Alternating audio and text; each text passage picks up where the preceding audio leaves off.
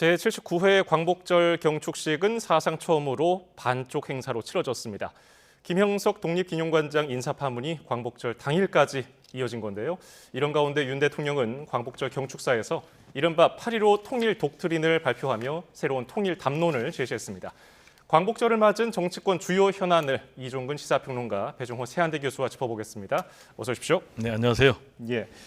오늘 두 분 아마 광복절 경축식 행사 지켜보셨을 텐데 윤 대통령이 참석한 정부 경축식 그리고 독립운동단체가 주도한 자체 기념식 반쪽씩 이렇게 이루어졌는데 두 분 평을 먼저 듣고서 시작하겠습니다. 먼저 들어볼까요? 광복절이 존재하는 이유는 1년 동안 어떠한 갈등을 이유로 해서 싸우더라도 오늘 하루만큼은 통합된 하나의 국가, 하나의 공동체의 일원임을 확인해라라는 날입니다. 독립기념일도 마찬가지고요, 미국에. 그리고 우리가 어떠한 대통령이 새로 선출되거나 또는 선출직 공직자들이 처음으로 당선됐을 때 어디를 달려가죠? 현충원을 달려갑니다. 그 이유도 똑같은 이유입니다. 마치 통과 의례지요. 그래서 이날만큼은 우리나라가 하나의 국가이고 그 우리나라 국민은 그 하나의 국가 속에서 하나의 공동체로서 공동체 일원으로서 서로를 확인하는 날이다라는 겁니다. 그런데 처음으로 통합의 날이 되어야 될 광복절이 분열의 날로 기록되게 되었습니다. 그 첫 번째 이유는 저는 이번 올림픽 선수단이 우리나라에 처음으로 그러니까 다시 왔을 때 벌어진 일과 똑같다고 생각을 합니다. 당시에 올림픽 선수단은 박수를 받아야 됐어요. 어디서? 해단식에서. 근데 어떻게 됐습니까? 대한체육회가 갑작스럽게 변경을 해버렸어요. 그래서 해단식 못 열었습니다. 예. 그리고 찢어져 그냥 해산돼 버렸어요. 그러니까 선수들도 당황하고 문체부 관계자도 당황하고 또 환영 인파도 다 당황했습니다.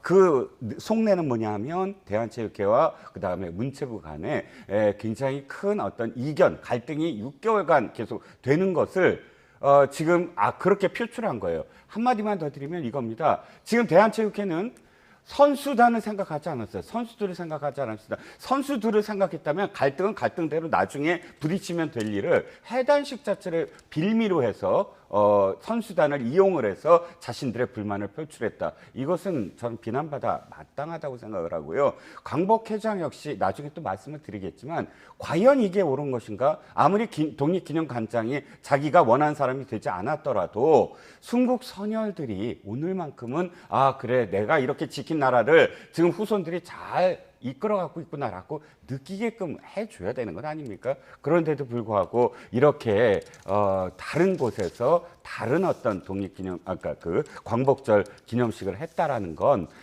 물론 정부에도 무조건 정부가 잘했다라고 말하고 싶지는 않지만 그럼에도 불구하고 순국선열을 생각할 수 있는, 그러니까 순국선열분들한테 면목이 없는 그런 광복절이 됐다고 생각을 합니다. 이제 배 교수님 얘기도 들어보죠.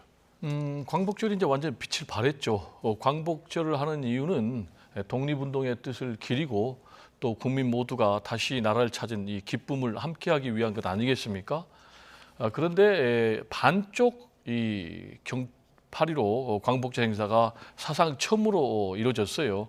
가뜩이나 나라가 지금 보수와 진보로 나눠져 있는데 이 8.15 경축식만은 지금까지 한 번도 이게 따로따로 하지 않았는데 지금 79번째 맞는 이 광복절에서 처음으로 이런 이제 불상사가 벌어졌는데 왜 이렇게 부끄러운 광복절 행사가 됐느냐라는 것과 관련해서는 일단 직접적으로는 독립기념관장 인사 문제로 지금 광복회를 중심으로 한 독립운동 단체들이 참석을 불참하고 별도로 이제 행사를 갖게 됐는데요. 일단 이 독립기념관 관장이 친일파 뉴라이트 성향의 인사다 라면서 반대를 해왔음에도 불구하고 대통령이 인사를 그냥 단행하니까 결국 이제 사상 처음으로 반쪽짜리 이 광복절 행사가 됐고, 두 번째로는 역시 이제 윤석열 대통령의 취임 이래 계속해서 친일적인 그런 행동, 역사 왜곡적인 그런 행동을 계속하면서 결국은 불거진 참사가 아닌가 이렇게 생각이 됩니다. 우리가 이제 윤석열 대통령 취임 이후의 행보를 좀 보면은 일단 강제징용 문제라든지 위안부 문제라든지 후쿠시마 오염수 폐기 문제라든지 또는 라인 사태 문제라든지 또 최근에 독도방어 훈련 축소 문제라든지 사도 광산의 강제 동원 문제가 빠진 문제라든지 우리 입장에서 보면 우리 윤석열 대통령이 일본 대통령인지 한국의 대통령이 좀 헷갈릴 정도로 그러다 보니까 지금 야당 대표는 지금 윤석열 대통령을 향해서 조선 총독부의 총독 아니냐라는 이제 그런 비난까지 하고 있는데 우리가 이제 이렇게 안타까운 일이 계속해서 벌어지고 있는 것은 한마디로 역사 청산, 친일 청산이 제대로 되지 않았기 때문인데 저는 이 문제는 앞으로의 장기적인 대한민국의 발전을 위해서 반드시 정리하고 넘어가야 될 문제가 아닌가 이렇게 생각이 됩니다. 예, 오늘 광복절 경축식에 대해서 두 분 의견 들어봤고요. 이번 광복절은 윤 대통령 취임 후 세 번째입니다. 대통령실에서는 그동안 윤 대통령이 언급해왔던 자유통일구상의 완결편이 이번에 나오게 된 거라고 밝혔는데요. 화면 함께 보시겠습니다. 저는 오늘 이러한 통일 대한민국으로 나아가기 위한 우리의 과제를 제시하고자 합니다. 첫째, 우리 국민이 자유통일을 추진할 수 있는 가치관과 역량을 더욱 확고히 가져야 하고, 둘째는 북한 주민이 자유통일을 간절히 원하도록 변화를 만들어내야 하며, 셋째는 국제사회와 연대해야 한다는 것입니다. 예, 오늘 윤 대통령이 경축사에 담은 통일담론, 대통령실에서는 8.15 통일 독트린이라는 명칭을 붙였습니다. 어떻게 보셨는지 좀 평가를 듣고 싶습니다. 네, 지금 경축사 세 번째고요.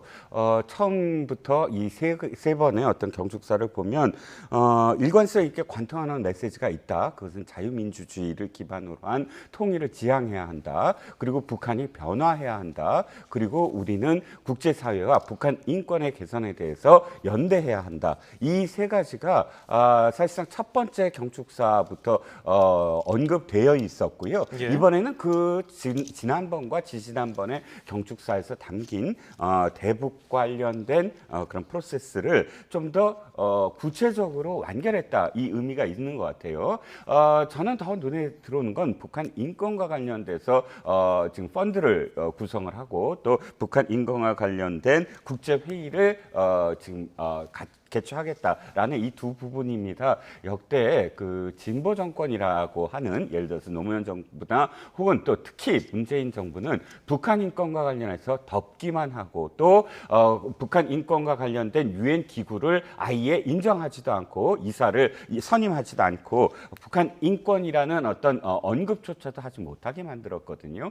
그런데 아시다시피 북한 인권은 세계에서 이미 인정한 가장 최악의 지금 비인권 국가로 낙인 찍혀 있습니다. 그 북한 인권을 개선한다는 문제는 단순히 인권에 대한 어떤 정의 문제만이 아니라 우리가 앞으로 곧 있을 우리 언젠가는 다가올 남북한의 어떤 통일이나 또는 남북한의 그 어떠한 그런 교류가 있을 때 사실상 그 인권을 개선해서 그것을 그 시기를 당긴다든지 또는 남북 간의 어떤 이질적인 여러 가지 그 격차를 해소하는데 아주 결정적으로 필요한 부분들이거든요. 그것을 언급하고 국제사회에 더 많이 알리고 또 우리 국내에서도 북한 인권과 관련된 개선을 촉구한다든지 또는 북한 인권이 얼마나 열악한지를 공유하는 것, 그것이야말로 통일 프로세스의 첫 번째 단계다, 계단이다라고 표현한 것은 대단히 중요한 내용이라고 생각을 합니다. 예, 오늘 통일 담론에 대해서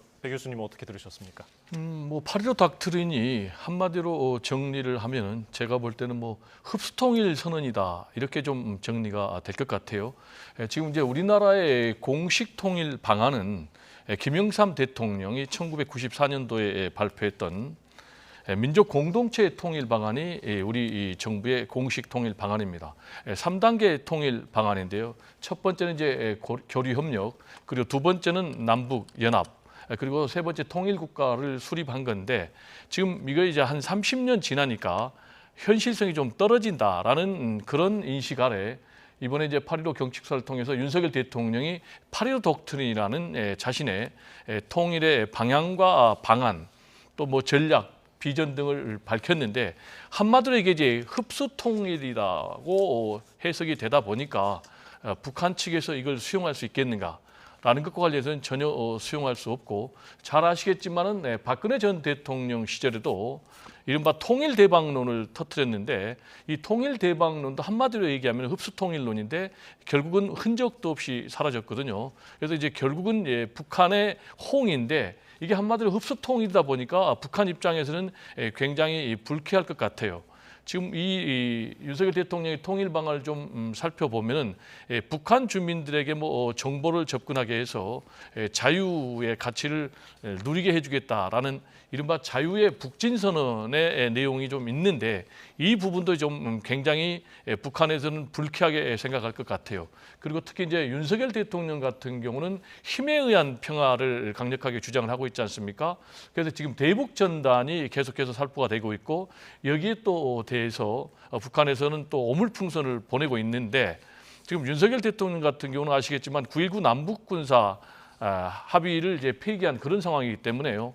저는 윤석열 대통령의 이 통일 방안이 좀 진정성을 갖기 위해서는 먼저 단절된 남과 북의 관계를 다시 이어야 되는데 그 첫걸음이 저는 대화라고 생각을 합니다. 그래서 단절된 남북의 대화 라인을 복원해야만이 윤석열 대통령의 통일의 진정성이 좀 전달되지 않을까 이렇게 생각이 됩니다. 예, 윤 대통령은 북한에게 대화 협의체를 만들자고 제안했는데 흡수 통일 의지를 드러냈다는 배 교수님 의견에 대해서는 어떻게 보십니까?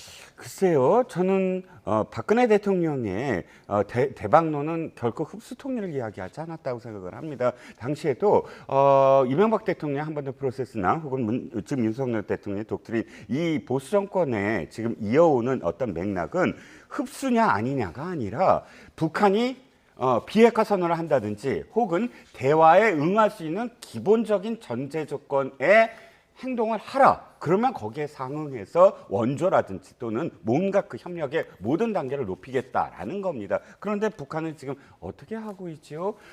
북한과 관련해서 사실 이게 상호주의 아닙니까?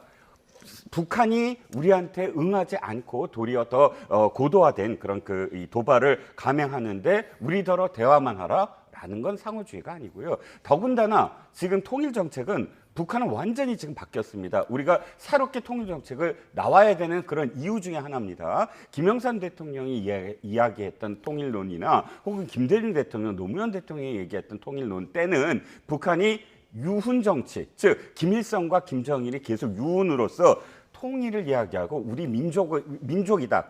국가가 아니다. 그래서 통일을 해야 된다라는 것이 기본적으로 유언으로 깔려 있었던 북한의 정책이 있었습니다. 지금 김정은 어떻게 했죠?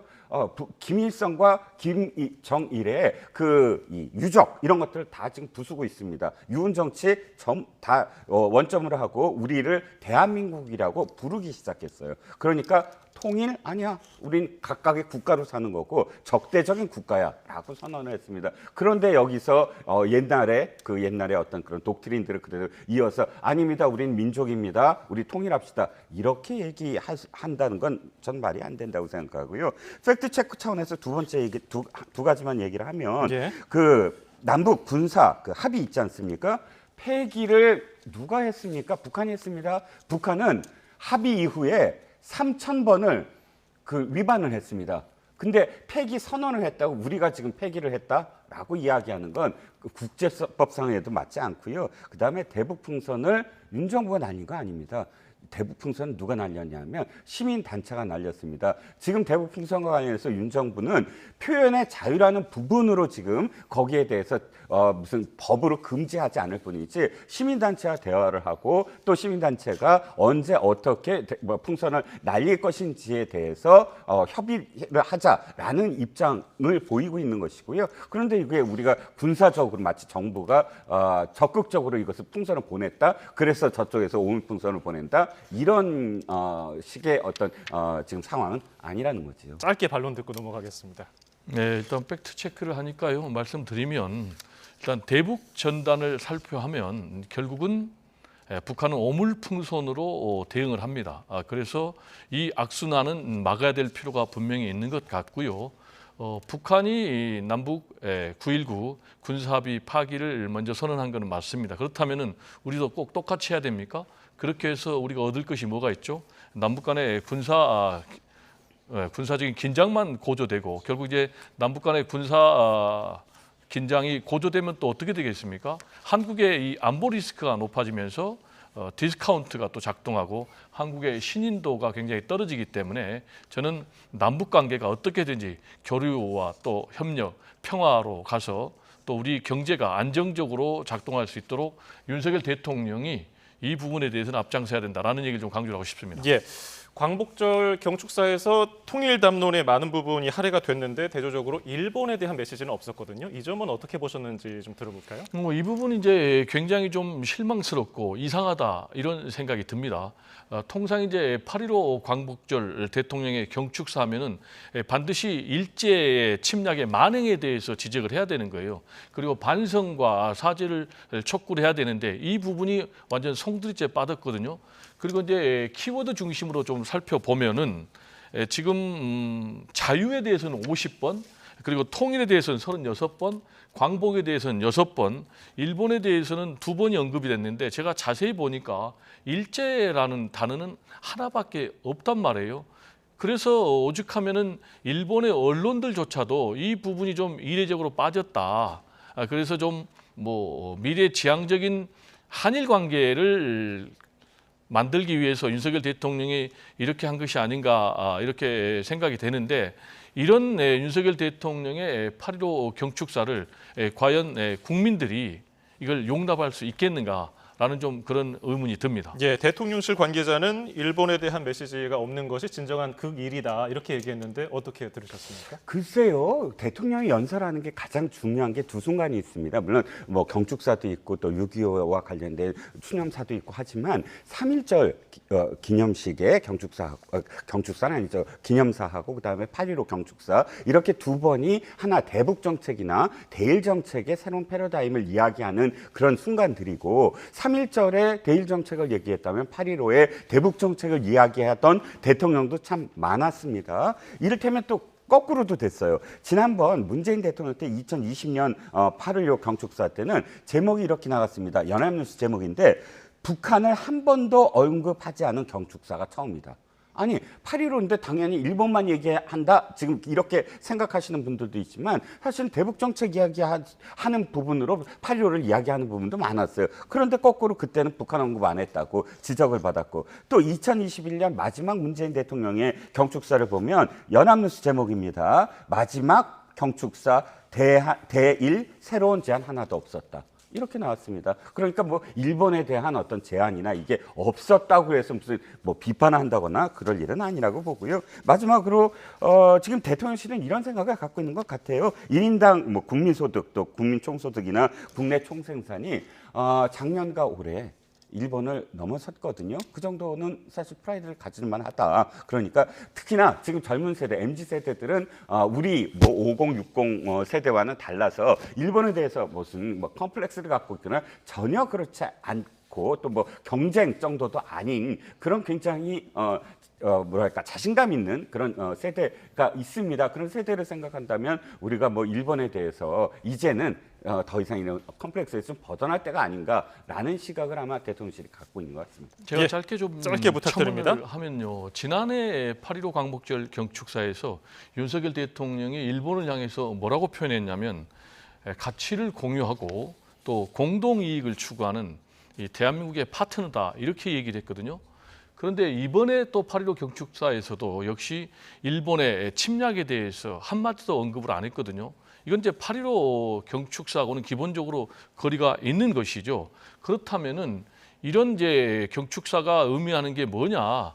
일본의 침략에 면죄부를 주려는 것 아니냐? 그래서 이런 것이 윤석열 대통령의 어떤 대일관 또는 왜곡된 역사관이 반영된 것이 아니냐? 왜냐? 그동안에 아까도 제가 언급을 했지만 윤석열 대통령은 계속 친일적인 행보를 해왔거든요. 그러면은 다시 돌아와서 이 경축사를 보면 윤석열 대통령의 계속되는 친일 행보가 결국은 우연의 산물이 아니고 윤석열 대통령의 왜곡된 역사관 그리고 대일관에서 비롯된 것이 아닌가 이런 좀 의문이 듭니다. 저도 짧게 한 가지 반문하면 민주당 진영에서의 그런 그 반일 프레임, 친일 프레임이 이제 국민한테 먹혀들지 않고 있다. 동아시아 연구소가 1년에 한 번씩 여론조사를 합니다. 한국 국민과 일본 국민들하고 동시에 했을 때 한국 국민들이 양쪽 다 윤석열 대통령 들어서 양쪽 다 각각의 호감도가 있는 나라 순위에서 일본에서 80%가 넘게 한국을 호감도가 있다라고 올라가고 있고 한국도 마찬가지입니다. 한국 국민들도 90% 가까이가 그 전 문재인 정권 때에 비교해서 일본에 대한 호감도가 굉장히 많이 높아지고 있다는 겁니다. 지금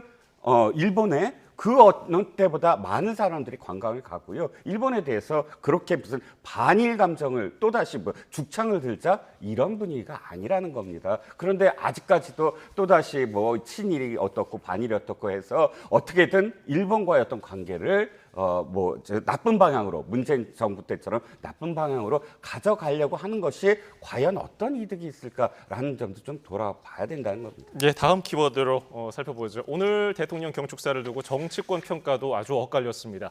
야당에서는 가짜 뉴스를 겨냥한 윤 대통령의 경축사 내용을 거론했습니다.